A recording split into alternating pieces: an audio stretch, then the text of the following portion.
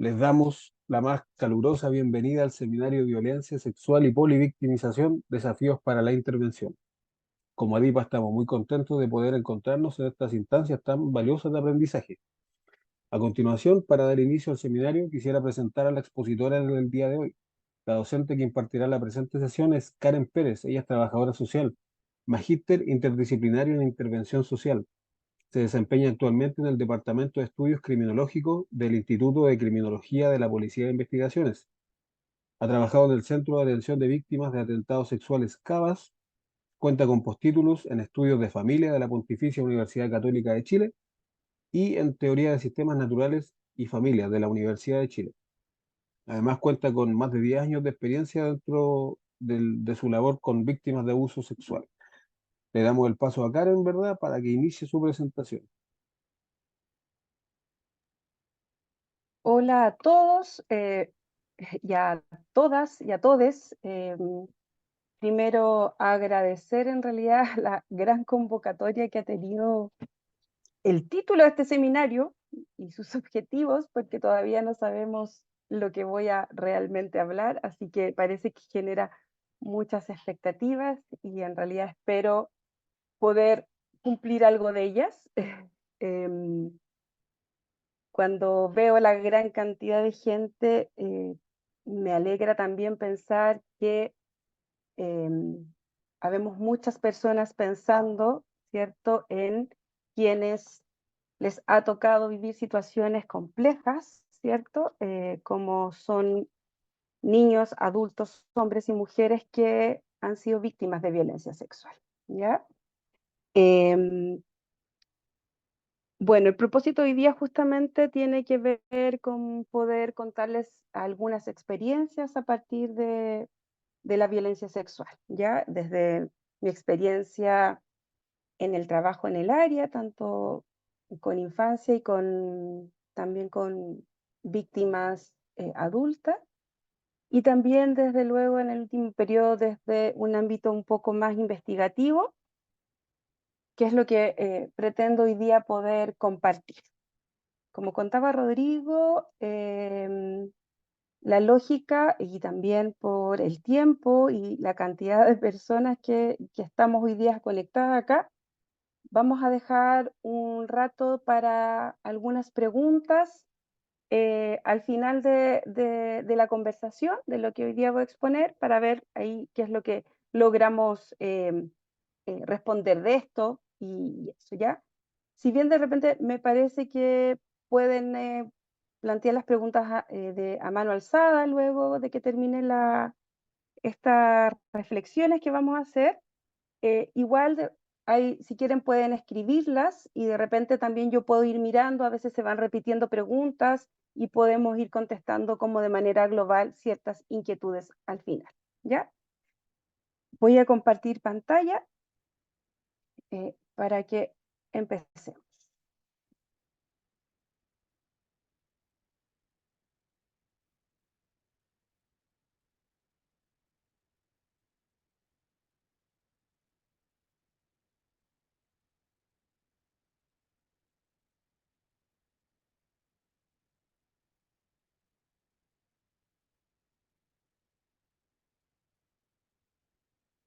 No sé si alcanzan a ver o como que se me corre la pantalla acá. Sí, Un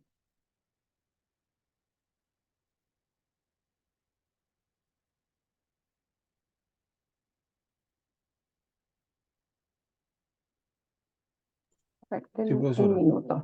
Sí, es que como que se ve rara la presentación. Si me dan un segundo.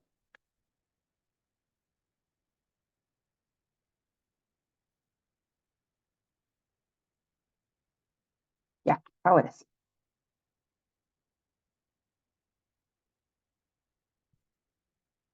Mm, mm,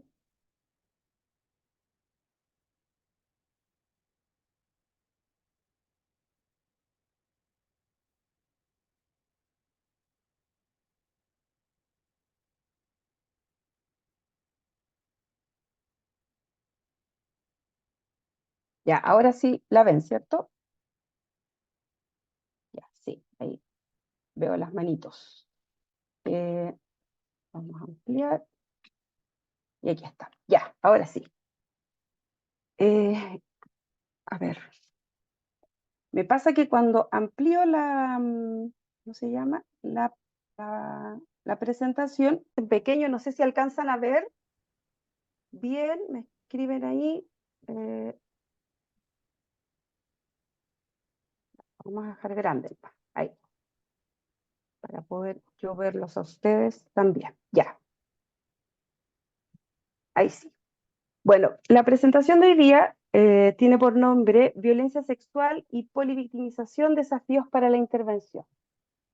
Ya Rodrigo ahí hizo su presentación y este seminario, esta charla, está en el contexto de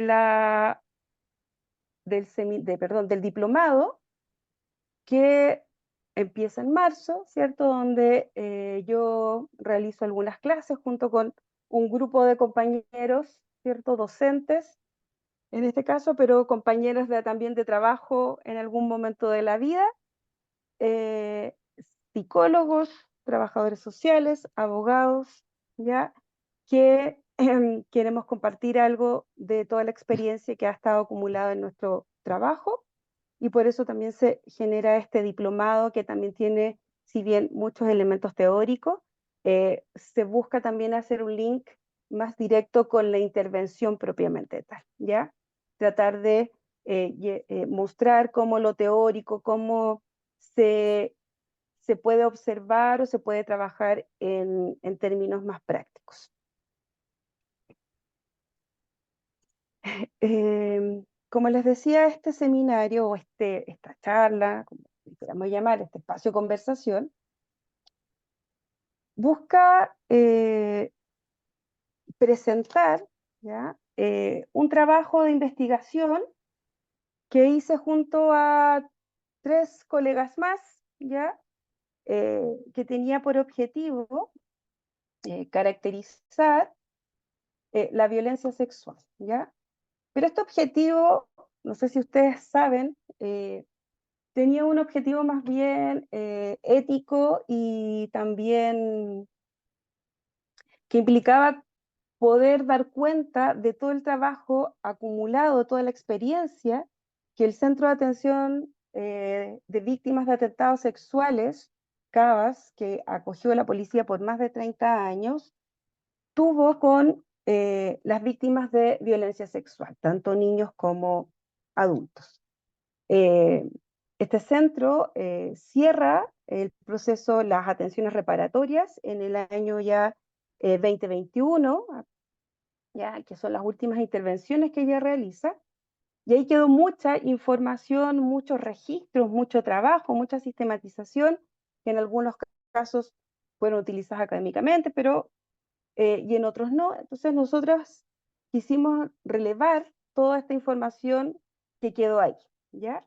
Y por eso el objetivo, y es contarles un poquito acerca de esta investigación y contarles algunos elementos prácticos. Es una muestra, una de las muestras más grandes que tiene las investigaciones en Chile, investigaciones con respecto a los procesos y a la fenomenología, porque hay otras investigaciones que tienen que ver con encuestas, ¿ya? En la cual es más bien de percepción o cómo me siento. Esto tiene que ver y abordó elementos más bien fenomenológicos, ¿ya? Entonces es una muestra de 529 víctimas que fueron atendidas entre el año 2016 y el año 2020 por el Centro de Asistencia a Víctimas de Atentados Sexuales de la Policía de Investigaciones de Chile. Este estudio lo realicé junto a 3 compañeras más, que es Judith Arteaga, Ana Buquilar, Julia Jara y quien les habla, ¿ya? Y nuestro propósito justamente era poder, todo ese conocimiento, poder también mostrarlo a quienes hoy día siguen trabajando en el área de la reparación, con una experiencia de muchos años, ¿ya? Y es por eso que también acá, si ustedes pueden ver en el Power, tiene una dedicación especial que a mí me gusta como poder decirla también, porque es parte de la historia también de los datos quizás que vamos a ver ahora, que es todo como muy distante, pero detrás tiene un fondo también más afectivo. Y tiene que ver con que este estudio en realidad está dedicado a las más de 12.000 víctimas que realizaron su proceso de terapia reparatorio en el Centro de Atención a Víctimas de Atentados Sexuales, área de reparación. Del mismo modo, está dedicado a los profesionales y técnicos que día a día ofrecieron su conocimiento, esfuerzo y calidad humana a la recuperación y superación de experiencias traumáticas derivados de la violencia sexual. Y finalmente agradecemos a la policía, quien acogió en su alero el primer centro victimológico de Chile. Ya dando todo este preámbulo, contarles que esta investigación la publicamos en la revista de la Escuela de la Policía de Investigaciones, ¿ya? Ahí está el link si quieren después acceder a ella. Y la publicación, aquí está ¿cómo se llama? Está el logo de la publicación y se llama Víctima y sus procesos de victimización, análisis sobre la violencia sexual. Ahí abordamos información, otros datos, otros resultados que también arrojó este estudio.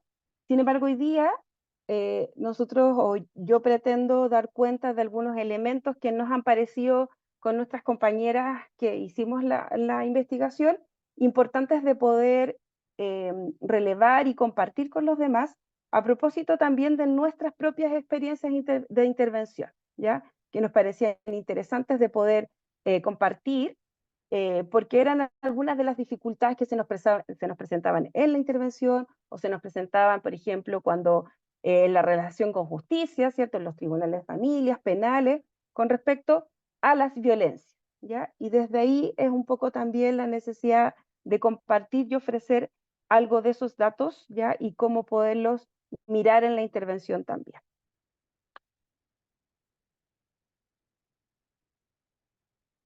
Contarles que este estudio tuvo un carácter exploratorio, descriptivo y cuantitativo, ¿ya?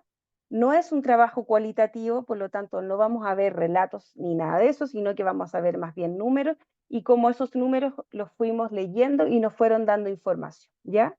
Por lo tanto, hay elementos que se generan también un poco más rígidos a propósito del análisis cuantitativo, ¿cierto? No da esa plasticidad, esa flexibilidad que pueden dar los datos cualitativos, ¿ya? Sino que es un número y eso entrega cierta rigidez. Como les contaba al principio, es una muestra intencionada de 529 víctimas, infantos juvenil, adultas, atendidas en CABAS. Los datos corresponden a la información obtenida de las fichas de atención psicosocial de las víctimas, ¿ya? Esta información está traspasada a una matriz de análisis, ¿ya? Y los datos se organizaron en 8 variables importantes, agrupadas en ejes temáticos, ¿ya?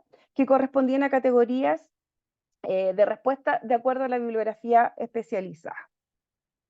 Y el vaciamiento de la información o de los datos de esta matriz se realizó por los dos equipos paralelos, ya de manera longitudinal, ya a medida que se realizaba la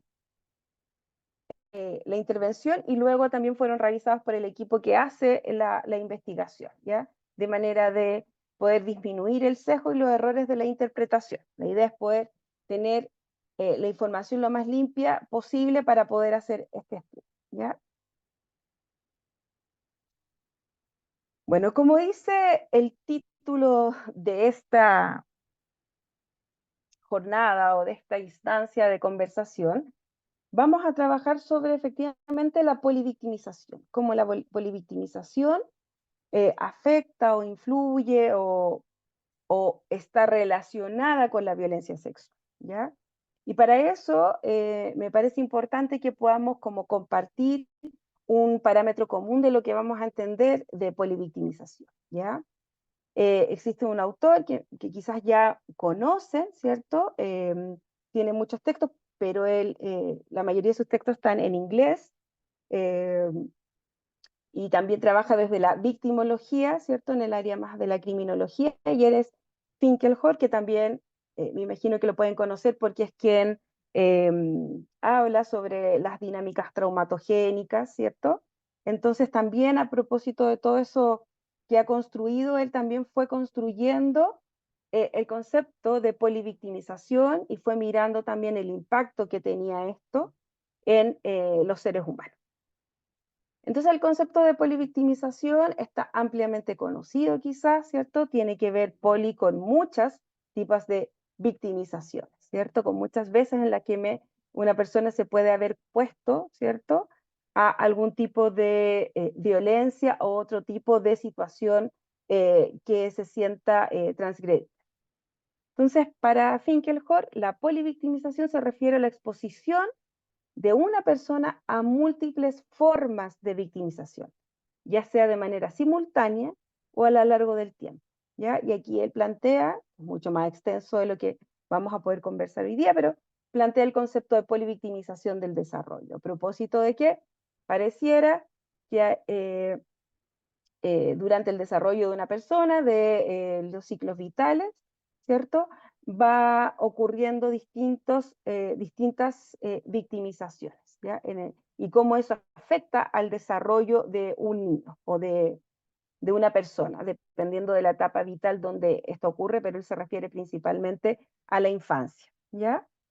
Aquí hay algo importante porque dice, me voy a tener ahí, porque dice de manera simultánea y a lo largo del tiempo, es decir, en un mismo tiempo o en un mismo hecho puede ser victimizado a alguien varias veces, múltiples veces o a lo largo de la vida también. ¿Ya? Es como poder entender que pueden ocurrir en distintos momentos y todos esos van a ser diferentes o múltiples formas de victimización. Este hecho de polivictimización, o sea, la exposición a múltiples formas de victimización, genera graves efectos, ¿ya? En las personas, ¿ya? Y tiene una interconexión con las distintas experiencias de victimización. Estos efectos son más bien acumulativos en el bienestar y el desarrollo de una persona afectada. Es decir, que a medida que yo voy experimentando una victimización tras otra, cada victimización va acumulando una afectación, ¿ya? Y eso después lo vamos a ir mirando en algunos elementos que yo vamos a ir exponiendo ahí durante la investigación. ¿Ya? Es decir, hay graves efectos, ¿cierto? Porque es más bien un efecto acumulativo, ¿ya? O sea, puedo haber sido victimizado en la infancia, en la primera infancia, ¿cierto? Eso tuvo un impacto, ¿cierto? Tuvo afectación psicosocial en ese niño. Luego quizás puede haber ocurrido otra vez en la adolescencia, en la adultez. Entonces, cada una de esas experiencias va generando una afectación en ese ser humano, pero que además se va juntando, acumulando con la experiencia previa. Por lo tanto, esas experiencias, y eso sería como lo acumulativo de la polivictimización. Y eso se traduce en que hay efectos que son más bien graves y complejos, ¿ya? Generalmente estos son los casos más complejos que uno en la intervención observa o con los que trabaja y quizás los más difíciles. Eh, Estas formas de victimización, que un poco lo hemos ido, pueden ser violencia física, sexual, psicológica, negligencia, víctima o testigo de violencia intrafamiliar, acoso escolar, ¿ya?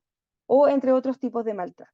Por lo tanto, van desde experiencias, como dice ahí, desde el acoso escolar, perdón, o desde la violencia sexual, desde el acoso sexual, hasta ya lo que constituye un delito, desde la violencia física, psicológica, ¿cierto? De experiencias de negligencia, leve, moderada a grave, o sea, también va a ir viendo de acuerdo a las intensidades y a la experiencia que tenga esa persona, la afectación. Y a otras, hoy día podríamos agregar también elementos, por ejemplo, del ciberbullying o de todos los delitos a través de las redes sociales, ¿cierto? Del grooming, que es la violencia sexual a través ¿cierto? De las pantallas o de las redes, principalmente.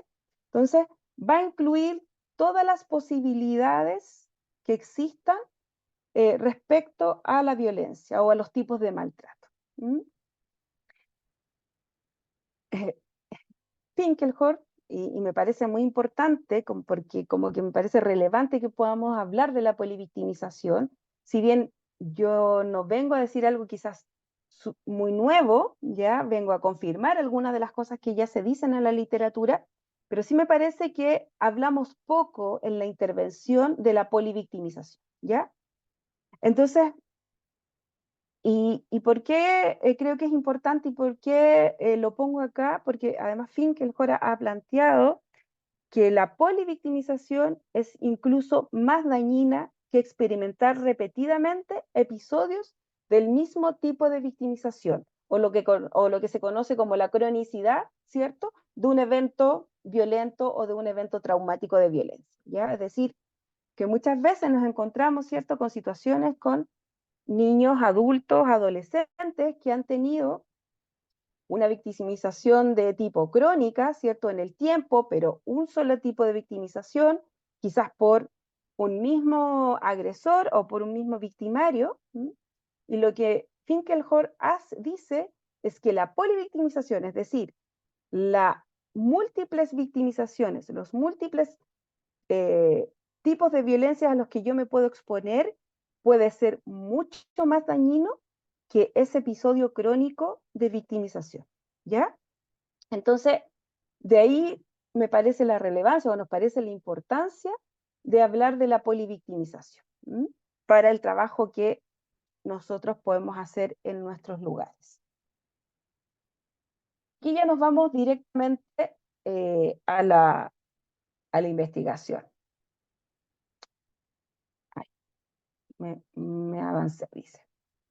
Aquí que nos vamos a centrar en lo que yo hoy día vengo a hablar con ustedes, a contarles, tiene que ver con los resultados en dos áreas de trabajo, ¿ya? En dos variables de las cuales nosotros establecimos. Establecimos muchas otras variables, entre esas que iban a ver en los datos que voy a contarles, pero teníamos develación, ¿cierto? La motivación a la develación, eh, la cronicidad, por ejemplo, de la victimización, eh, habían elementos de género, de ciclo vital, ya en la cual se produce, o sea, habían otras variables las cuales nosotros también hicimos un análisis, pero como les comentaba al inicio, nos vamos a quedar con estas dos a propósito de lo que yo he ido comentando con anterioridad. Entonces, en los resultados ¿ya? Tenemos área de violencia sexual, perdón, de violencia intrafamiliar y área de la transgeneracionalidad de la violencia sexual. Ya voy a explicar aquí cómo fue mirada cada una de estas variables. Cuando hablamos de violencia sexual, lo que vamos a entender tiene que ver con ser víctima directa de violencia sexual o ser testigo de violencia sexual, ¿ya? Ambos elementos están considerados dentro de la variable de violencia sexual. O sea, aquí vamos a tener personas que fueron víctimas directas de este hecho de violencia o testigos de estos hechos de violencia, como muchas veces ocurre a niños o a la tercera edad que pasa a ser testigo, ¿cierto? A veces la violencia física no es directa, pero está en estas circunstancias. Y la transgeneracionalidad de la violencia sexual tiene que ver con antecedentes por la línea descendente y ascendente de una persona, ¿ya? Es decir, si habían antecedentes previos, ya sea en sus abuelos, en sus padres, ¿ya? De violencia sexual o descendentes, es decir, si sus hijos, ¿ya? En el caso de que fuesen adultos, también tenían estas vivencias, ¿ya? Entonces, esa es la categoría de la transgeneracionalidad de la violencia, ¿ya? Es para que entiendan que cuando hablamos de estas dos variables, nos vamos a referir a esos elementos, ¿ya? De estas 529 víctimas, ¿ya? Que logramos realizar el análisis, el 58,9%, es decir, casi el 60% de ellas, o sea, ahí ponemos el número 312, presentaban antecedentes de violencia intrafamiliar, es decir, ya tenían una victimización previa, ¿ya? O sea, o eran testigos o fueron víctimas de violencia intrafamiliar. O sea, casi el 60% de la población que se atendió en CABAS durante el año 2016-2020 tenía antecedentes de violencia intrafamiliar, ¿ya? O sea, ya estábamos hablando de que el 60% presentaba una polivictimización. ¿Sí? Y cuando empezamos a analizar y empezamos a mirar los números con respecto a la transgeneracionalidad de la violencia sexual, nos encontramos que el 45,9, o sea, casi muy cerca al 50% de la población atendida, de las víctimas, eh, también presentaba antecedentes de transgeneracionalidad de violencia sexual. Es decir, habían padres, abuelos, hijos en ese grupo familiar que también presentaban antecedentes de violencia sexual. ¿Ya? Entonces nos encontramos 60% de víctimas de violencia sexual o antecedentes de violencia perdón, de violencia intrafamiliar y el 49,9% con antecedentes de transgeneracionalidad. ¿Ya? ¿Por qué estos elementos son importantes? Porque, como ya hemos visto, la polivictimización, ¿cierto? No, o la violencia previa o las experiencias de violencia nos vuelven altamente vulnerables, ¿cierto? A otros tipos de violencia. Las víctimas con violencia intrafamiliar, que lo vamos a profundizar después, se encuentran altamente vulnerables debido a las consecuencias de los procesos de victimización, ¿ya? Suele pasar, o lo que fuimos viendo, es que efectivamente la violencia intrafamiliar, o el 60%, también tenía violencia sexual. Entonces, ojo, y ahí lo pongo como, veamos, me imagino que quizás quienes trabajan directamente en la atención debe ser muy recurrente, ¿cierto? Sobre todo quienes trabajan en los programas de infancia, PRM, o en los programas de mujeres, ¿cierto? Encontrarse con mujeres que han sido víctimas de violencia intrafamiliar y además de violencia sexual, o niños que están en contextos de violencia intrafamiliar y llegan a los programas por violencia sexual, por ejemplo, ¿ya? Sumémosle a eso entonces este 45%, es decir, que además cuentan con antecedentes de transgeneracionalidad de la violencia. ¿Y por qué es tan importante considerar la transgeneracionalidad en la violencia sexual? Porque la transgeneracionalidad, cuando existe la presencia de traumas, ¿ya?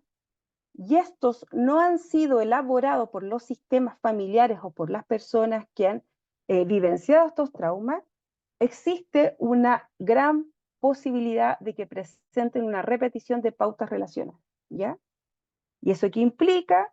Que pueden normalizar ciertos estos patrones, les cuesta observar ciertas situaciones eh, porque no logran, ¿cierto?, distinguir muy bien todavía situaciones de violencia. Y esto del repetir las pautas, ¿cierto?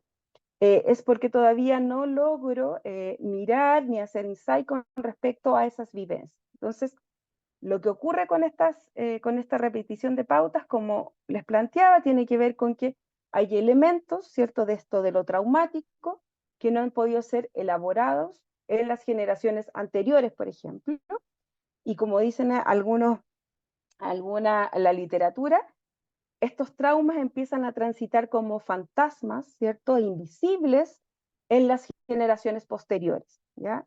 Entonces, la posibilidad de, de que existan, por ejemplo, traumas transgeneracionales en la violencia sexual es alta, ¿ya?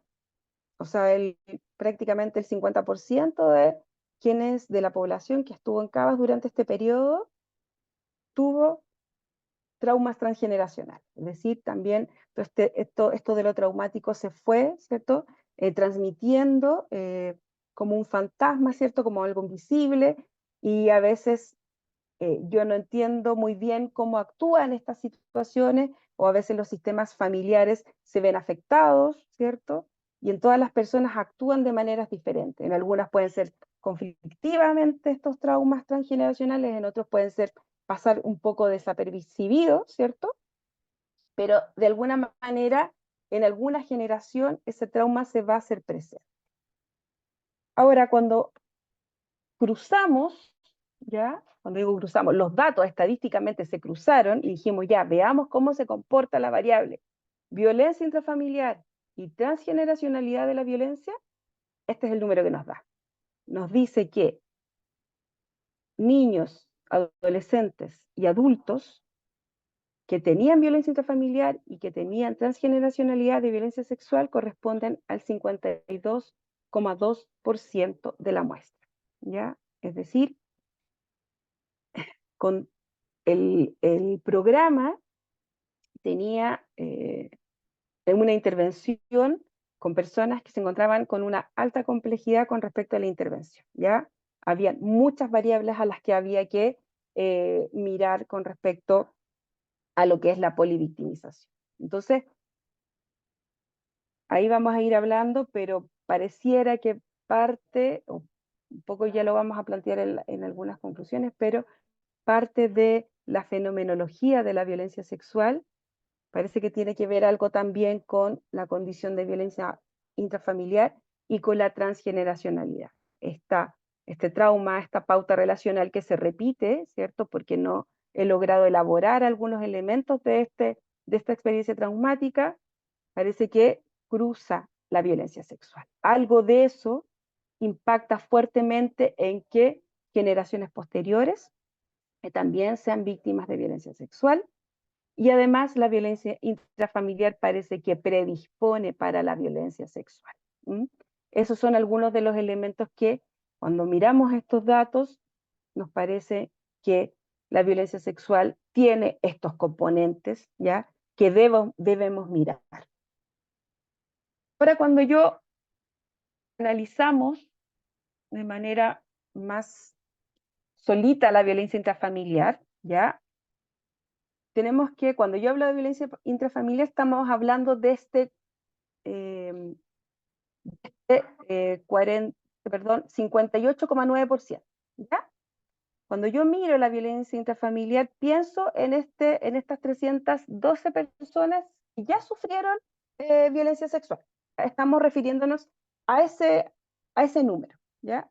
Entonces aquí yo digo, personas que viven violencia sexual, pero que además tienen violencia intrafamiliar. Entonces, cuando yo veo esa categoría y la cruzo con otras variables que nos parecen de interés, aquí hay algunos resultados que me parecen importantes, que nos parecen como al equipo investigado, nos parecieron importantes también de transmitir, tiene que ver con que un 72% de estas víctimas de violencia sexual y que tenían antecedentes de violencia intrafamiliar, ¿ya? Tenían victimizaciones sexuales con episodios reiterados y crónicos.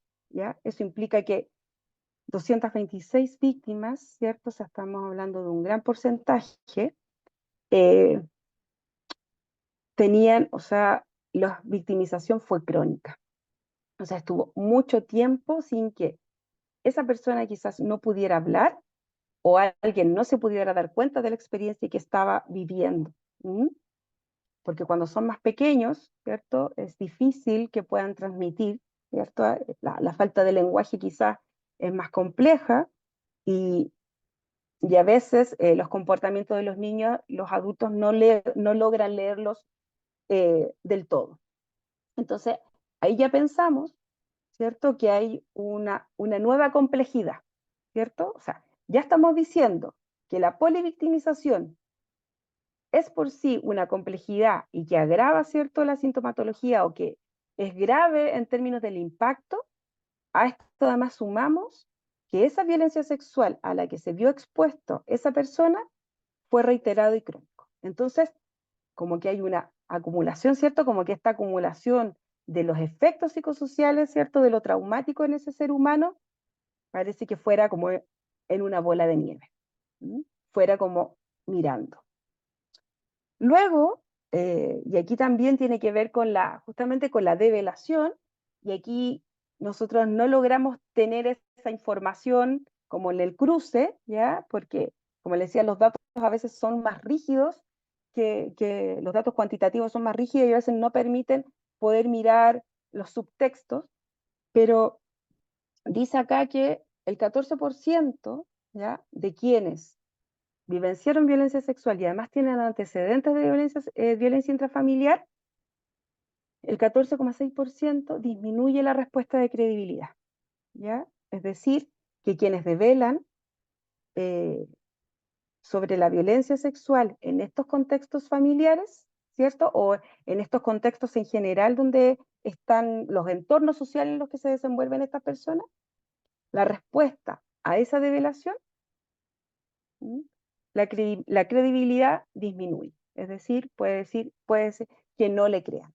Ese 14% de personas no le creen la vivencia de violencia sexual, ¿ya?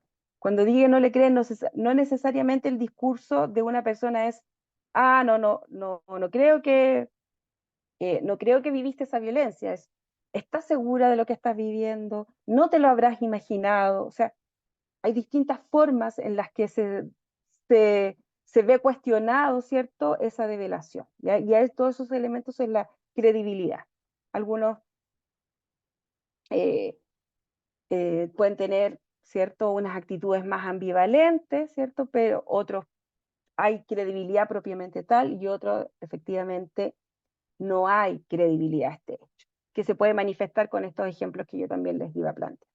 Entonces ya hay elementos importantes con respecto a lo que vamos a ir mirando de la polivictimización.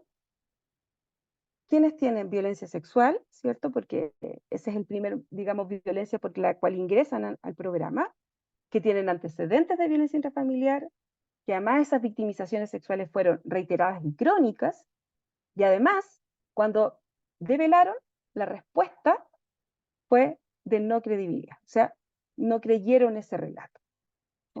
Y si yo pudiera hacer un mayor análisis, no vamos a tener el dato, pero yo pudiera decir, chuta, a lo mejor parte de esta falta de credibilidad, ¿cierto?, al develar, pudiese haber contribuido o en que los episodios de victimización pudieran haber sido reiterados o crónicos, ¿ya? Esas son hipótesis que quizás es importante que uno se empiece a hacer como para la intervención con respecto a la violencia sexual.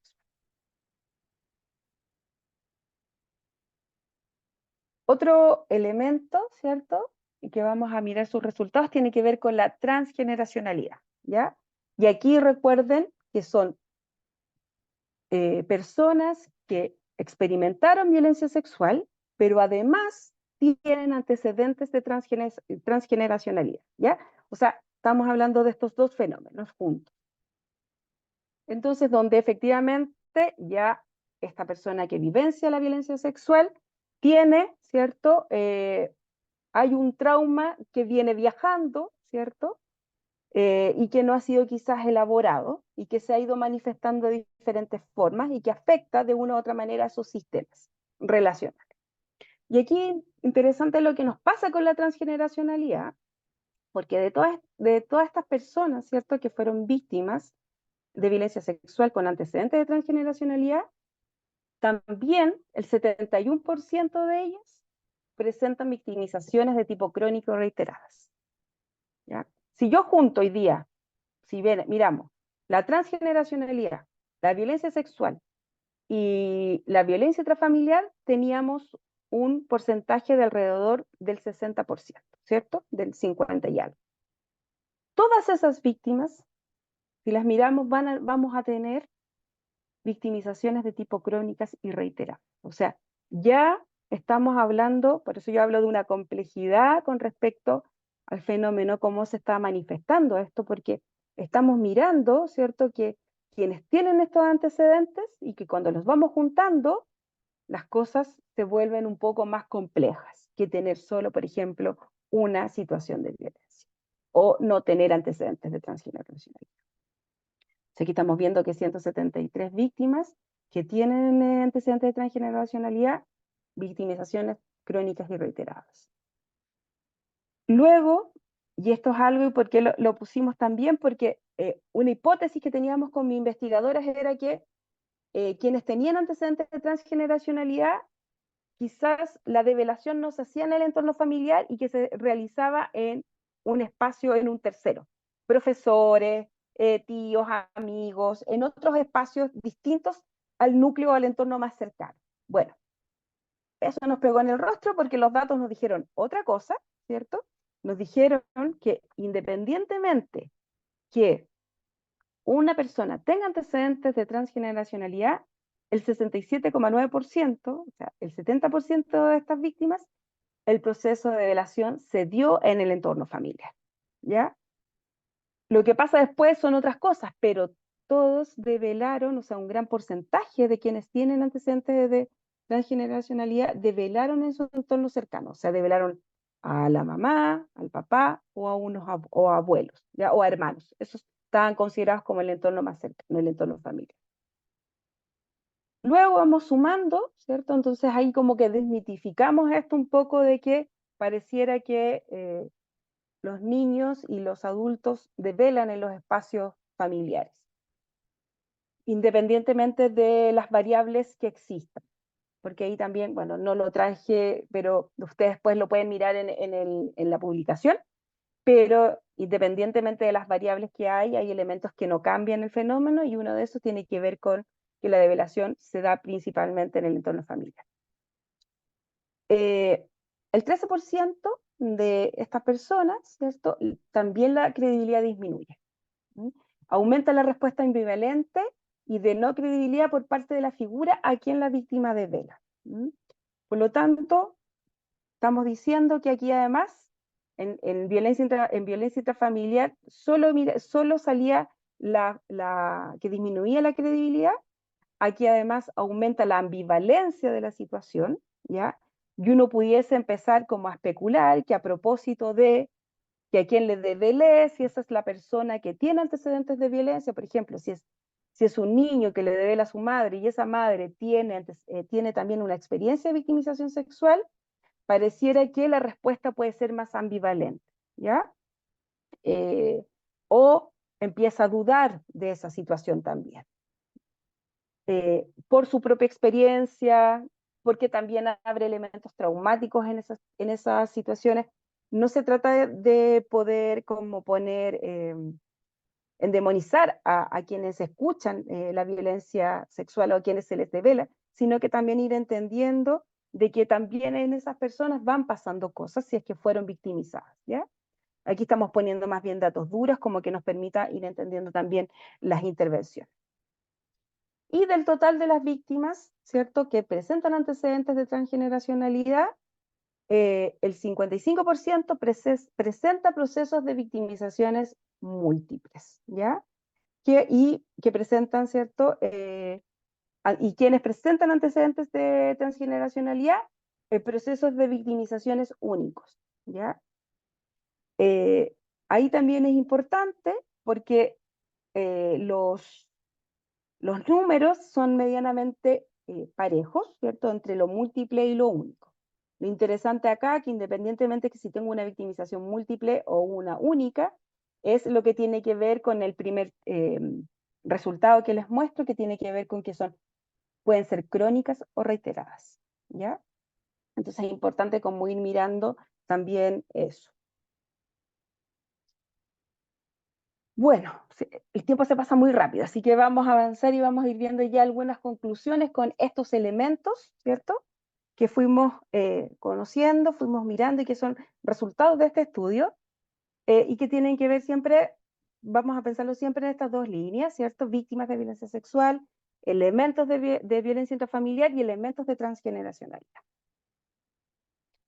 Parte de las conclusiones que pudimos nosotros tener a propósito del el juego de las variables con respecto a los cruces que empezamos a realizar, es que pudimos observar que los procesos de develación, ¿cierto? En términos de la latencia de la develación, tienden a ser tardía independientemente del elemento que nosotros crucemos, ¿ya?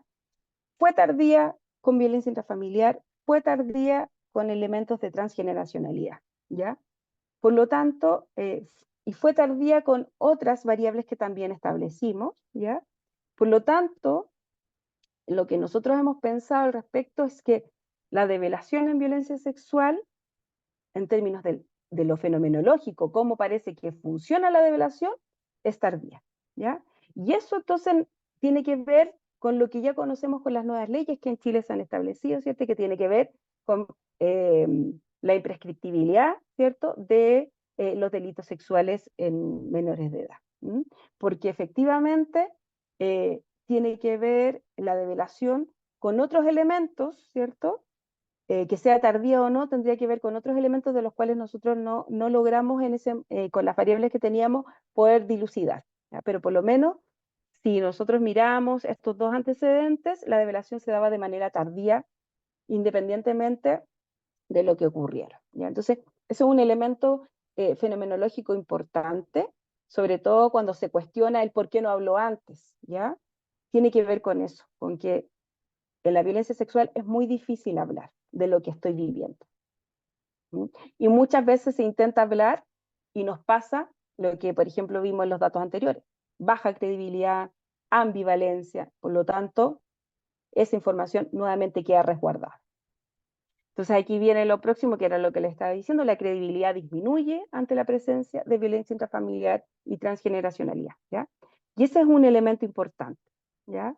Quizás ahí uno pudiese pensar que estas conclusiones pudiesen como cruzarse, pero en términos de que si nosotros somos rigurosos con los datos, no podemos hoy día como extrapolar estos elementos y hacer este cruce, porque no tenemos ese dato para poder sustentarlo científicamente, pero sí sustentamos y decimos que efectivamente la credibilidad, cuando hay una polivictimización a propósito de la violencia intrafamiliar, ¿ya?, y de la transgeneracionalidad de la violencia sexual, esta disminuye. O sea, hay un niño, una persona que devela, ¿ya?, que ya de por sí va a ser tardía, devela en ese contexto familiar, ¿cierto? Porque ahí también vimos que el contexto familiar se develaba principalmente. Generalmente hay una baja credibilidad, disminuye en relación a otras variables. Otra conclusión importante, ¿cierto?, tiene que ver con factores relevantes frente a la interrupción de los procesos de victimización y el inicio de los procesos de investigación proteccional, ¿ya? Es decir, que la develación tardía y la falta de credibilidad va a interrumpir o se va a hacer tarde todo este proceso, ¿ya? O sea, va a haber una denuncia tardía seguramente, va a iniciar un proceso de reparación, un proceso terapéutico tardío, ¿ya? Y si a eso le sumamos que todos los programas, acá en Chile por lo menos, de reparación, ¿cierto?, lo que se conocen como los PRM, que están asociados a la infancia, y los procesos de violencia sexual asociados a mujeres adultas, están con lista de espera, donde pueden esperar algunos años.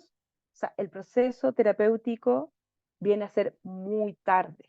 Entonces, si vamos sumando estos elementos, nos encontramos, ¿cierto?, con niños, con adolescentes, con adultos que ya pueden estar en una acumulación y en una cronicidad con respecto al impacto que tienen todas estas victimizaciones. O sea, va complejizando, todos estos elementos van complejizando, ¿ya? O sea, es tardío, falta credibilidad, eso hace que yo acuda por ayuda tardíamente, ¿cierto? O sea, no inicio el proceso de investigación a tiempo, o el proceso terapéutico tampoco es a tiempo, y si eso le sumas todo lo tardío que implica un proceso judicial y también la reparación, o sea, ya es tarde y ya la cronificación de todo lo que es el daño psicosocial también aumenta.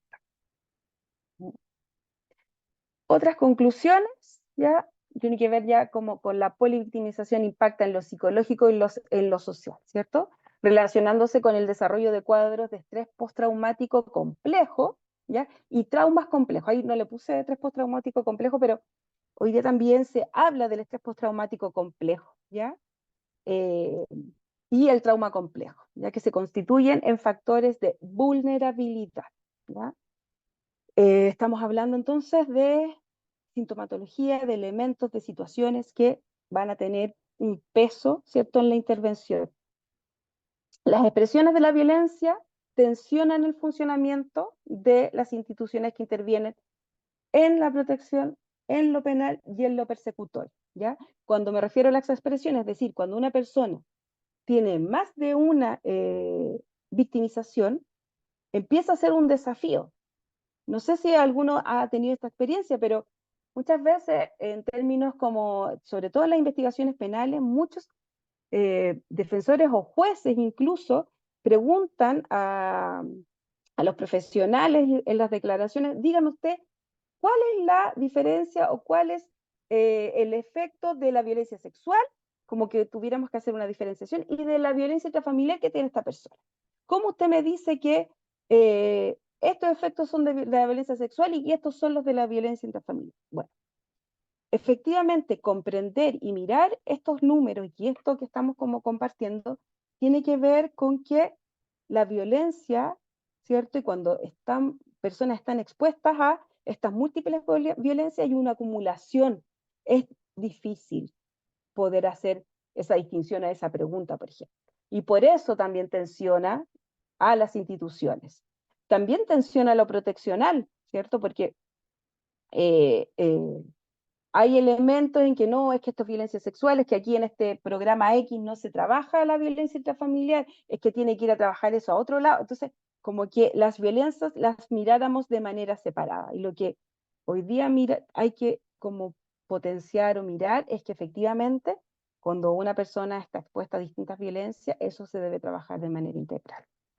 Nos desafía a comprender, ¿cierto? Esto ya lo hablamos, ¿cierto? Las victimizaciones en forma agregada, integral, que es un poco lo que estamos mirando ahí, tanto para los enfoques reparatorios como los periciales, ¿cierto? Para quienes también hacen un trabajo forense o hacen las pericias con respecto a mirar las múltiples victimizaciones que puede haber estar expuesto una persona. Y sobre todo, que el sistema penal empieza a comprender esto también.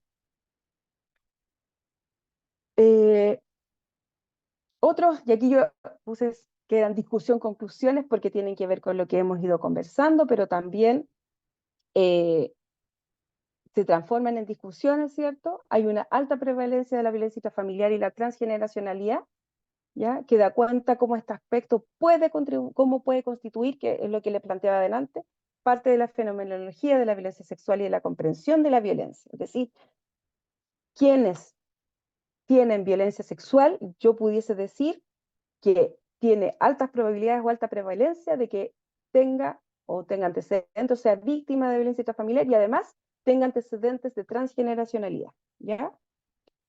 Desafía la política pública porque implica esto que estábamos hablando, ¿cierto? De tener una atención oportuna, ¿cierto? Porque de lo contrario, y es lo que ocurre hoy día, toda esta acumulación traumática, ¿cierto? Esta acumulación de traumas en los efectos cronifican las consecuencias. Entonces, al momento de la intervención nos encontramos con muchas mayores complejidades. Entonces, siendo necesario, y esto es algo que ha sido fundamental, y esto no es, yo no estoy diciendo nada nuevo, pero es algo que a la política pública se le olvida, y es lineamientos preventivos, ¿ya? O sea, es muy importante hoy día los lineamientos preventivos en términos de la violencia sexual. Proteccionales, métodos de intervención integrales que incorporen los distintos niveles individual, familiar y comunitario que se ven afectados a este tipo de violencia. ¿Ya? ¿Y por qué sigo preventivo? Hoy día mirábamos la cuenta pública del Ministerio Público en el trabajo, de la región metropolitana solamente alcancé a mirar, y los delitos sexuales de nuevo eran uno de los delitos ya más altos en la región metropolitana. Me imagino que puede ser de manera transversal, ahí veremos qué pasa en las otras regiones, pero, o sea, en la tele vemos muchos homicidios, ¿cierto? O mucha crimen, pero en términos de lo que es la violencia sexual, de acuerdo a lo que dice el mismo Ministerio Público, seguía siendo uno de los delitos con mayor prevalencia, o sea, los que más se cometen. ¿Y ahora qué? ¿Cierto? Vimos estos datos, dicen ya, ok, pero ¿cómo esto lo traducimos, ¿cierto? ¿Cómo lo vemos en la intervención? ¿Qué hacemos ahora? Por eso es un desafío, y por eso como que el título dice, desafío para la intervención, porque esto implica una complejidad mayor, ¿ya? No es un trabajo simple. ¿Mm? Considerar la violencia intrafamiliar y antecedentes transgeneracionales o generacionales, ¿cierto?, de la violencia sexual como elementos de riesgo a la ocurrencia de violencia sexual, ¿ya? Estos que son estos dos elementos que estamos planteando, ¿cierto?, con el equipo investigador, que son elementos, pareciera, de la fenomenología de la violencia sexual, nos desafía tremendamente, porque eso implica que en la intervención nosotros debemos tener eso a la vista, ¿ya? Eso es como que hay un paraguas, esto puede ocurrir, aquí pueden pasar otras cosas, o cuando recibimos un caso de violencia intrafamiliar, podríamos pensar también, se puede leer al revés, también podríamos pensar que ese casi 60% puede ser también victimizado sexualmente. Y eso implica un desafío en la evaluación psicosocial que hacemos en los programas, ¿ya? Implica que tenemos que empezar a mirar estos elementos, ¿cierto?, de la polivictimización, de hacer una indagación, de hacer una evaluación psicosocial que permita mirar, ¿cierto?, si existen estos elementos. Y esa construcción de esa evaluación también tiene que ser de manera interdisciplinaria, ¿ya? En la mayoría de los programas funcionan eh, abogados, psicólogos, eh, trabajadores sociales, en algunos tienen las posibilidades de psiquiatras, pero es importante, ojalá, que la intervención desde esta mirada pudiese, ojalá, abordarse de manera también interdisciplinaria, incorporando otras disciplinas también a la intervención. ¿Mm? Entonces, aquí el primer desafío implica hacer evaluaciones psicosociales que nos permitan, ¿cierto?, levantar estos elementos que tienen que ver con la transgeneracionalidad y con la distinción de otras violencias, ya no solo la violencia intrafamiliar, sino que otras violencias, tanto en su historia vital como familiar. Y uno dice, ya, ¿cómo hacemos eso?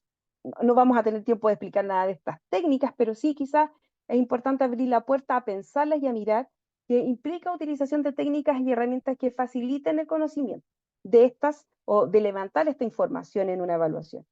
Y una de estas herramientas tiene que ver, por ejemplo, con el genograma o con el diagrama familiar. Depende del enfoque teórico que queramos darle, pero que al final es lo mismo, que implica un trabajo de conocimiento familiar, ¿ya? Una buena utilización de este elemento nos permitiría conocer lo que está ocurriendo, ¿ya? Implica realizar entrevistas en redes primarias y secundarias, o sea, el trabajo hacia la red, ¿cierto? Saber cómo el niño, no solo saber cómo el niño funciona en términos relacionales en el colegio o en salud, sino que también los colegios o salud o otras instancias donde esas personas se desenvuelvan puedan mirar también la existencia o la presencia de otras victimizaciones. ¿Ya? Puede ser que un niño esté sufriendo bullying en ese colegio, esté siendo acosado laboralmente esa persona, por ejemplo. O sea, hay que tratar de ir integrando también los distintos entornos en los cuales se desenvuelven las personas para poder hacer esta evaluación, ¿ya? No podemos hacer solo una evaluación en el espacio, en el setting o en el espacio donde, o individual, uno a uno. ¿Mm? ¿Qué significa todo esto? ¿Ya? Significa entonces ponderar los efectos acumulativos de la polivictimización de la violencia, ¿ya? Y una proyección de la intervención. ¿Por qué puse proyección? Me refiero a la proyección principalmente en relación al tiempo, ¿ya?, y a las acciones en pos del bienestar. Si sabemos que una familia, que un niño, que un adulto cuenta con estos elementos de polivictimización, ya estamos y ponderamos entonces los efectos traumáticos, podemos decir ya a priori que es una intervención compleja, que requiere de tiempo, ¿cierto? Que quizás no nos van no sé hoy día cuál es el tiempo, pero 18 meses los programas de Mejor Niñez parece que siguen en esa línea, no lo sé, o 12 meses, pero el tiempo que se establezca en ese programa claramente va a ser difícil de cumplir. Por lo tanto, ya permite una proyección en términos de lo que es esa intervención. Ya decir, esta cosa va para largo. Y dos, implica un trabajo de gestión importante, ¿ya? Porque implica gestión en salud en caso de que requiera, y una salud integral, no solo en el área de la psiquiatría o la salud mental, ¿cierto?, que seguramente van a requerir, pero también otros elementos de salud que pueden estar siendo afectados el cuerpo a propósito de lo traumático, ¿ya? El cuerpo también se afecta con estas experiencias traumáticas. ¿Mm? Entonces, implica mucha gestión, va a implicar también gestiones judiciales, o sea, va a tomar a esa dupla o a ese psicólogo, o a ese trabajador social, o a ese equipo, mucho tiempo. Son personas que ya lo hemos planteado, son personas que requieren una intervención de mayor complejidad por el impacto psicosocial que han dejado las múltiples victimizaciones por violencia, ¿ya? Y por lo tanto, cuando hablo de impacto psicosocial, hablo en todos los ámbitos, intrapsíquico y también en las relaciones sociales, interpersonales, cómo abordo, cómo estoy, ¿ya? Que vamos a ir mirándolas también en el diplomado. Y eso implica entonces que debemos considerar un trabajo integral en la reparación de las violencias, ¿ya? Y aquí es difícil, es complejo pensar la separación de los efectos de lo traumático de diferentes violencias. O sea, decir que estos síntomas son solo exclusivos de la violencia sexual y estos solo exclusivos de la violencia intrafamiliar, eso es difícil porque esto es acumulativo, esto va sumándose lo traumático, ¿ya? Por lo tanto, cuando tenemos este escenario, ¿cierto? Hay que hacer un trabajo integral de la violencia propiamente tal, ¿ya? Y efectivamente esto requiere de profesionales que puedan desplegar herramientas para abordar los efectos del trauma complejo, ¿ya? O sea, una persona que efectivamente ha tenido este proceso de victimización, estamos detrás de los efectos del trauma complejo o del estrés postraumático complejo, ¿ya? Entonces, hay que también formarse, hay que saber qué significa eso, cómo opera eso en las relaciones sociales, cómo opera en el individuo, cómo opera en la familia, para poder también hacer un trabajo integrando todos estos elementos. Y por último, y no menor, trabajos de esta complejidad, estas intervenciones requieren de supervisiones técnicas permanentes. Y aquí a quienes, por ejemplo, trabajan en la clínica particular en violencia intrafamiliar, se hace muy importante poder buscar supervisiones, equipos de supervisión, ¿ya? Trabajar solo a veces se hace muy agobiante. Es importante que en esta complejidad podamos acompañarnos técnicamente para poder abordar estas situaciones. ¿Mm? Entonces, estos son desafíos, son cosas que tenemos que empezar a pensar, a instaurarlas, a mirarlas, que la política pública también a través de los programas puedan conocer la importancia, que el sistema penal pueda entender que la violencia no se puede mirar por separado. ¿Mm? Y que ya vamos finalizando, ¿cierto? Algunos autores, bueno, los dos con el mismo autor con 2 libros, ¿cierto? Que fuimos trabajando. Toda la información es parte de la publicación de esta investigación. Y nada más que decir que gracias a todos y a todas, y ahí con mis compañeras también agradecemos el espacio y compartir esto con ustedes. Voy a dejar de compartir pantalla. Buenísimo, profesora, muchas gracias. Veo el chat, hay mucho. Ya veo 2 manitos. Denme un segundo porque hablé mucho. Eh, Espacio para las dudas, levanten su mano. Espacios para las dudas, sí. Ya, aquí sale una pregunta interesante. ¿Quién vi unas manitos levantadas? Ahora no las veo. No sé si Rodrigo me puedes ayudar. Ahí, Kiara. Veo que era. Sí, Kiara, cuéntame. eh, Hola, Hola, cuéntame dónde eres, a qué te hola, dedicas. bueno, mi nombre es Kiara, soy estudiante de Psicología Clínica en la Universidad Alberto Hurtado. La consulta que Perfecto. quería hacerle es sobre la polivictimización y el proceso, porque usted nombraba como un factor importante la incredibilidad que se le daba a las víctimas. ¿Mm? Entonces quería saber cómo entra eso o si lo pensaron de la manera que puede entrar la revictimización, porque eso igual, por lo que eso igual genera un impacto psicológico negativo en las víctimas. Entonces, si la incredibilidad genera igual también un problema en la revictimización y en la polivictimización de las víctimas. Claro, nosotros le llamamos falta de credibilidad, o en lo que tú planteas. Efectivamente, bueno, el diplomado después lo aborda de manera mucho más eh, sustancial y más directo, pero efectivamente, cuando a ti no te creen, ¿cierto? Cuando dudan de tu relato, todo lo que tú lograste, porque la develación no ocurre de un momento a otro, ocurre en un proceso, ¿ya? Ocurre muy pocas veces, ocurre de manera reactiva, es menor, ¿ya? Pero aún así hay un proceso en esa persona. Entonces, por lo general, en la develación o el proceso de develación inicia cuando una persona puede connotar o puede identificar esos efectos de la violencia sexual como tal, que son violencia, y hasta que logra, ¿cierto?, dar cuenta, ¿ya? Y ahí pueden haber pasado diferentes procesos. Por lo tanto, cuando soy, llego y logro dar cuenta de esta situación y esa persona pone en duda, todo esto que yo logré como para poder hablar es como que vuelve al cero.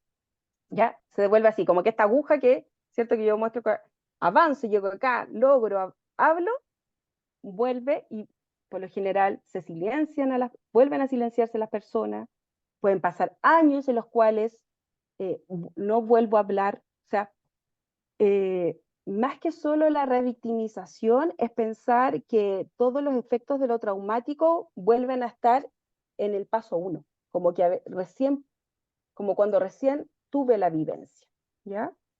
Eh, no necesariamente tiene que ver como con volver a experimentar la violencia propiamente tal como es lo que refiere la revictimización, ¿cierto? Como experimentar esa instancia. ¿No? Hay varias concepciones al respecto de eso, pero esto tiene que ver como con todos esos avances que yo logro, es como decir, ya, no, parece que no, es verdad, esto me lo puede haber imaginado, tienen razón, esto no fue así. O sea, todo el avance que esa persona puede haber tenido para hablar se retrocede y promueve tremendamente el silenciamiento de la violencia sexual, ¿ya?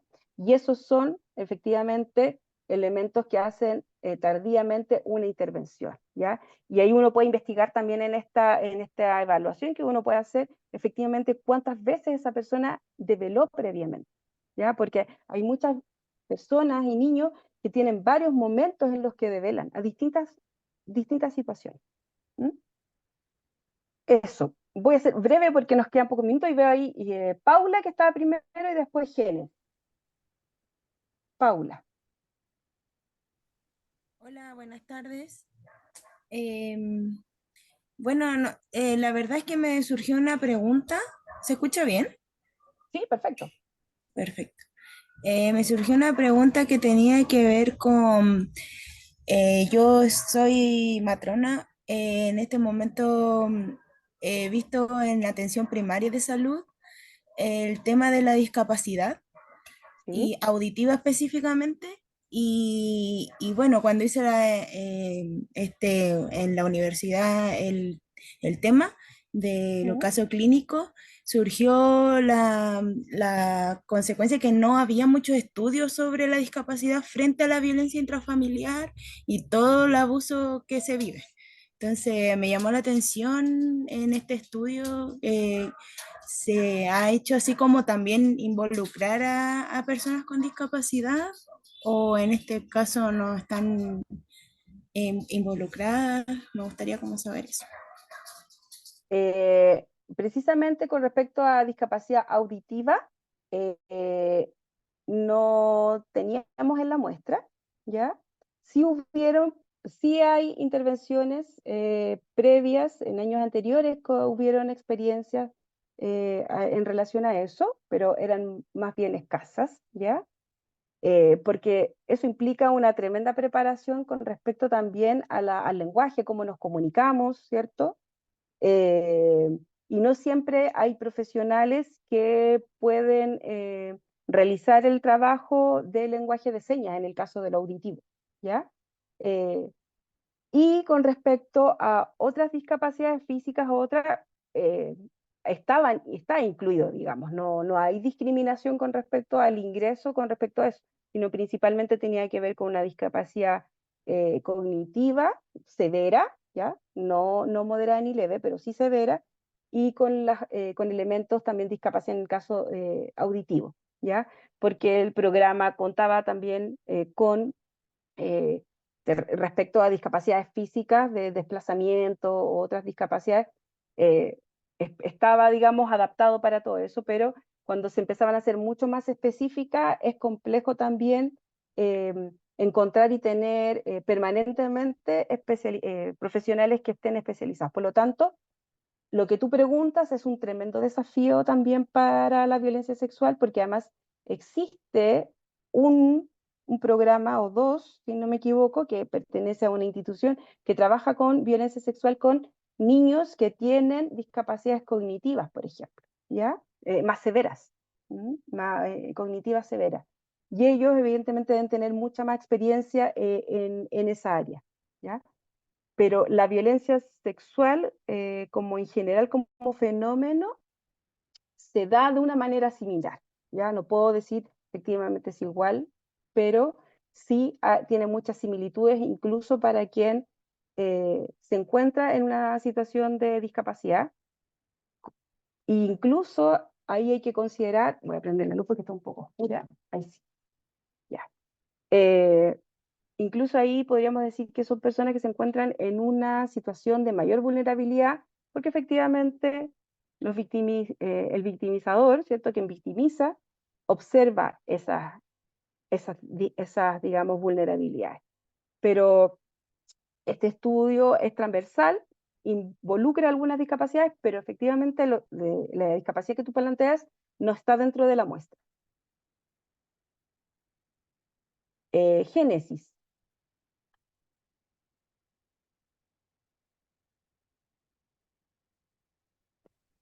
Buenas noches, ¿me escuchan? Sí, perfecto. Bueno, mi nombre es Genesis González, soy trabajadora social. Actualmente Perfecto. me desempeño en una OPD y con vistas también a poder entrar a trabajar a un PRM. En vista también como de cómo se trabaja en los PRM en Chile, en la región metropolitana, en la cantidad de casos que hay y también que entran, me surgió la duda de cómo desde una perspectiva profesional uno puede enfrentar la incredulidad frente a los casos, tomando en cuenta el factor de la adherencia, de la refractariedad que dan muchos usuarios, porque generalmente, como veíamos en la muestra, y parte de la realidad de la comuna de Melipilla, se da mucho la violencia intrafamiliar y por ende también muchos casos de violencia sexual. Entonces, ¿cómo se enfrentan esas dificultades de lidiar con la incredulidad de los familiares también, teniendo en consideración también esta parte de la develación familiar? Es difícil esa labor, porque consideremos que en general es posible que si la familia está más bien refractaria, ¿cierto? Porque no cree en el hecho de violencia, seguramente está siendo obligada o hay un tercero, ¿cierto?, que hace esta denuncia, o sea, no es la misma familia tampoco, entonces uno va entendiendo así, que hay un otro que connota esta situación como grave y la expone, ¿cierto?, socialmente y se hace todo este proceso jurídico, judicial y llega al programa. Mira, una cosa importante, quizá, no voy a poder extenderme mucho más, pero como quizá me gustaría decirte, como, ¿por qué esa persona no cree? ¿O por qué qué está pasando con esa persona que no cree que su hijo, por ejemplo, o duda que su hijo, esa experiencia sea tal? Y ahí es donde entra y pensar que entonces hay antecedentes también de transgeneracionalidad. Y esa vivencia, esa persona, ¿cierto? Está pasándole algo, ¿sí? Diferentes cosas. Y eso es lo que hay que investigar. Y ahí hay que trabajar con estos adultos o con estas personas que efectivamente son los cuidadores o son sus padres o que cumplen con este rol. ¿Qué está pasando con esa persona? ¿Ya? Ahí yo me pregunto, ¿también entonces tendrá experiencias de transgeneracionalidad? Si hay experiencias de violencia intrafamiliar, estamos diciendo ahí que el 72% tenía ambas experiencias, ¿cierto? Entonces ahí hay que ir mirando. Entonces, si yo tengo este dato, tengo este antecedente, yo empiezo a pensar y hacer hipótesis en mi investigación. Porque digo, o sea, creen menos, tienen estos elementos, evalúo y digo, ok, esta mamá, por ejemplo, o esta tía o esta abuela, quien se hace cargo de este niño, ¿ya? A propósito que me hablas de la OPD del niño, ¿qué pasa? ¿Por qué no cree? Pueden haber elementos entonces de transgeneracionalidad, de violencia, pueden haber otros elementos de otras violencias, que empezamos entonces a repetir patrones, empezamos a normalizar elementos, ¿cierto? Como no hay distinción, ¿por qué si yo vivía así todos estos años? Mi mamá también, porque mi hijo no va a poder superar esta situación, que es parte muchas veces de los discursos. Entonces ahí quizá es un trabajo y por eso es como una mirada súper integral, porque a veces miramos y como el trabajo tiene que estar 100% puesto en el niño, pero quizás hay que mirar también que esos adultos son los que van a cuidar a esos niños y hay que hacer un trabajo ahí también, importante, con la misma relevancia que vamos a trabajar, por ejemplo, en lo traumático con ese niño, hay que hacer un trabajo con esos adultos, ¿ya? Y mirar, y desde ahí quizás es una idea para poder entrar ¿ya? El que ellos reconozcan que esta vivencia puede haber generado en ellos algo, ¿cierto? Poder entrar entonces a fomentar o a que crean este relato de violación en este hijo, en esta hija, en este hermano o quien sea. Entonces, estos elementos hay que tenerlos presentes, hay que indagar, hay que saber quiénes son las personas que pueden haber estado afectadas producto de estas violencias y con esas trabajar para fomentar esta credibilidad y ayudar y que se conviertan en un sostén posterior para este niño. ¿Ya? Entonces, cuando tú miras ese trabajo, ya claramente sabes que en 12 meses tú no vas a poder lograr todos los objetivos que se proponen en un plan de intervención y eso va a implicar un trabajo mayor. Por eso que yo pongo mucho énfasis en la evaluación eh, con respecto a esto, ¿ya? Y eso implica que muchas veces, si es como tú dices, es refractaria porque no quiere venir, no sé qué, muchas visitas en la casa, lograr generar un vínculo, quizás hacer algunas, si es posible, intervenciones en ese lugar. O sea, hay que buscar herramientas, formas para lograr ingresar o un vínculo, digamos, con esa persona y poder trabajar estos elementos con ¿ya? Hay que trabajar con los adultos que cuidan, porque ellos muchas veces tampoco fueron cuidados, ¿ya? Hay una falta de cuidados también de manera transgeneracional y eso a veces no es visto como un problema. ¿Mm? Eso.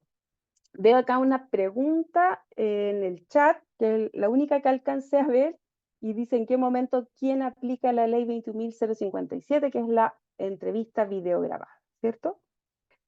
Quienes son los únicos que aplican la ley de entrevista videograbada es Carabineros, Policía de Investigaciones y los fiscales, Ministerio Público. Son los únicos y son además, no es cualquier policía, no es cualquier carabinero, sino que son policías, carabineros especializados, tan entrenados para la entrevista, ¿ya? Y se hace en un contexto, en un lugar adecuado. O sea, no hay nadie más que pueda, o personas que esas instituciones designen para hacer la entrevista. No hay nadie más. Más elementos con respecto a eso, yo creo que hay que mirar efectivamente, porque la idea es que si alguien trabaja en educación, por ejemplo, y es un niño, hay que saber bien cómo proceder a propósito para la no revictimización, ¿ya? Entonces, hay que ir mirando esos elementos. Ya, y la última pregunta, porque ya nos pasamos en el tiempo tremendamente, y con esto terminamos. Fundación Besalel. No sé cuál es tu nombre, Sí, hola, Sandra por acá. Sandra. Sí, en realidad no una pregunta, sino que compartir como un dato, un tip para las compañeras, a las chicas. ¿Mm? Nosotros vemos estos casos de los cuales hemos estado aprendiendo esta tarde y el Ministerio de la Mujer, equidad de género y todo esto que tienen también las universidades, derivan directamente al Ministerio de la Mujer, en donde ahí hay un programa especial para en el caso que por lo menos de lo que nosotros tratamos, de capacidades diferentes. Luego, como tú dices, la entrevista, nosotros trabajamos mucho con Carabinero y PDI. Y luego esto pasa a fiscalía y bueno, ahí ya viene toda la parte de tribunales en el cual siempre la persona que es cuidadora o la entidad que se va a hacer cargo de estos casos, de principio a fin tienen también el apoyo para poder seguir y como una supervisión tanto a la familia como al usuario, a los pacientes. Así que no estamos tan solos. Eso. Gracias y Gracias a excelente ti, Sandra. seminario. Gracias. Y los invito también al seminario. Ojalá ahí suerte para los que se puedan ganar algunos cupos. La idea es justamente estos elementos, ir profundizándolos. Fue todo muy rápido, pero quise poder transmitir algo de lo que hemos venido pensando en la investigación con respecto a la violencia, de mucho tiempo ya ahí acumulada en las fichas, y estamos tratando de ir siendo un aporte también más científico que puedan ustedes aportar o puedan tener respaldos científicos para enfrentarse a tribunales o a otras instancias jurídicas. Así que gracias por la gran convocatoria y suerte en sus trabajos y ánimo, que a veces es lo que Muchas más se gracias por necesita para hacer este trabajo. ¿Mm? Exacto, no sé si está viendo el chat, están todos agradeciendo, maravilloso, muchas gracias, dice gracias por el seminario, excelente la información, mil gracias, Gracias, no, mandan gracias a ustedes. corazones, Muchas gracias. tremendo gusto profesora, nos estamos viendo. ¿Vas a ver al tiro quiénes se ganaron o eso es ya después ¿Sí? se les comunica? No, eso lo vemos ahora. Ah, ya, me Vamos quedo a a ver quiénes se sí, ganan el ya, premio. genial, genial. Vamos a despedir la grabación para nuestros amigos y Súper. amigas de YouTube, ¿verdad? Que van a revisitar luego este contenido. Los invitamos a que pongan ahí su comentario o sus apreciaciones respecto de la presente sesión.